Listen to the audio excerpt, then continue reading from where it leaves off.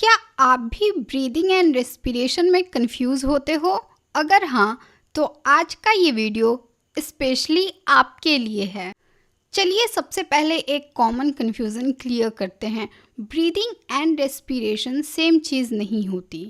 Breathing का मतलब simple है, इन्हेलेशन यानी ऑक्सीजन का अंदर आना एंड एक्सेलेशन कार्बन डाइऑक्साइड का बाहर जाना।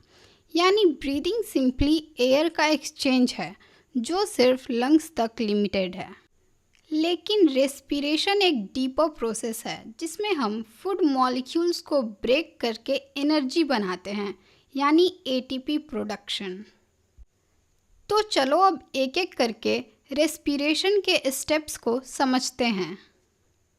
सबसे पहला स्टेप है ब्रीदिंग, यानी हवा को अंदर लेना और बाहर निकालना।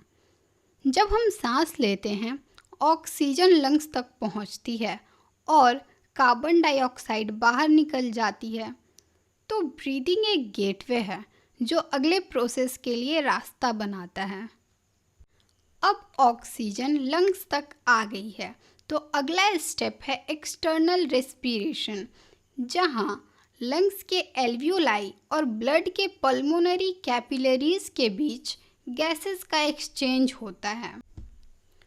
ऑक्सीजन एल्वियोलाई से ब्लड कैपिलरीज में चले जाते हैं और CO2 ब्लड कैपिलरीज से एल्वियोलाई में आ जाते हैं। जैसे एक डील हो, ऑक्सीजन अंदर आई और CO2 बाहर गई। अब ऑक्सीजन ब्लड में आ गई है, तो तीसरा स्टेप है ट्रांसपोर्ट ऑफ गैसेस। इसमें ब्लड ऑक्सीजन को सेल्स तक ले जाता है और वापस कार्बन डाइऑक्साइड को लंग्स तक लेकर आता है। चौथा स्टेप है इंटरनल रेस्पिरेशन। यहाँ फिर से गैसेस का एक्सचेंज होता है between systemic capillaries and tissues.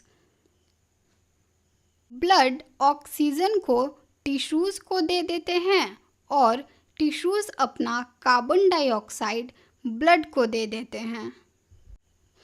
Last step है सेलुलर रेस्पिरेशन, जहाँ फाइनली टिश्यूज़ के अंदर ये ऑक्सीजन ग्लूकोज को तोड़ता है और एटीपी यानी एनर्जी प्रोड्यूस होती है और साइड प्रोडक्ट बनता है CO2, जो कि ब्लड में लोड हो जाता है।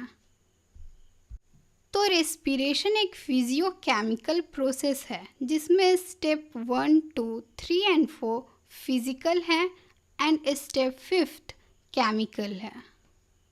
आई होप अब आपका कन्फ्यूज़न क्लियर हो गया होगा कि ब्रीदिंग एंड रेस्पिरेशन सेम नहीं बल्कि दो अलग अलग प्रोसेसेस हैं।